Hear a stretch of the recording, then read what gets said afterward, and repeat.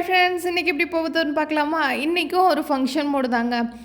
காலைல 9 to 10 வந்து function. அதனால் நாளே வந்து அம்மா வீட்டுக்கு வந்து போயிட்டோம்.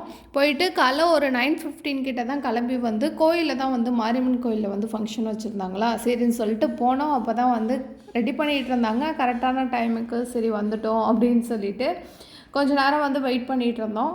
அப்புறம் ஃபங்க்ஷனும் வந்து ஸ்டார்ட் பண்ணிட்டாங்க. என்ன ஃபங்க்ஷன் பார்த்தீங்கன்னா, 7th மந்த் வளைகாப்பு ஃபங்க்ஷன் தான். அப்புறம் எல்லாருமே ஃபங்க்ஷன் முடிச்சுட்டு ஃபோட்டோலாம் எடுத்துகிட்டு கடைசியாக வந்து பொண்ணுக்கு வந்து ஆலாத்தி வந்து எடுத்துட்டாங்க. எடுத்ததுக்கப்புறம் டவலில் வந்து வாழைப்பழம் வச்சு எல்லா பசங்களுக்கும், குட்டி பசங்களுக்கெல்லாம் வந்து கொடுக்க சொல்லியிருந்தாங்க.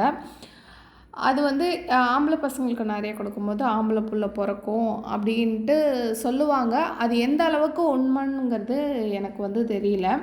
உங்களுக்கு யாராச்சும் அதே மாதிரி கொடுத்து நடந்திருக்கா என்னன்ட்டு, உங்கள் சைடில் இந்த பழக்கம் உண்டா என்னன்ட்டு கமெண்ட் பாக்ஸில் கமெண்ட் பண்ணுங்கள்.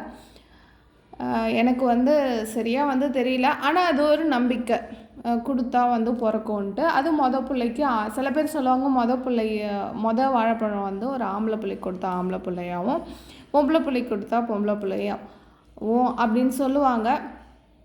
உங்களுக்கு யாராச்சும் இது மாதிரி நம்பிக்கை இருந்தாலோ, இல்லை இது மாதிரி சொல்லியிருந்து நடந்திருந்தாலோ கமெண்ட் பாக்ஸில் கமெண்ட் பண்ணுங்கள். அப்படியே ஃபங்க்ஷன்லாம் முடிச்சுட்டு கொஞ்சம் நேரம் பேசிட்டு உட்காந்துட்டு சாப்பிட்டுட்டு நாங்களும் வீட்டுக்கு கிளம்பிட்டோம். தேங்க்யூ, பாய்.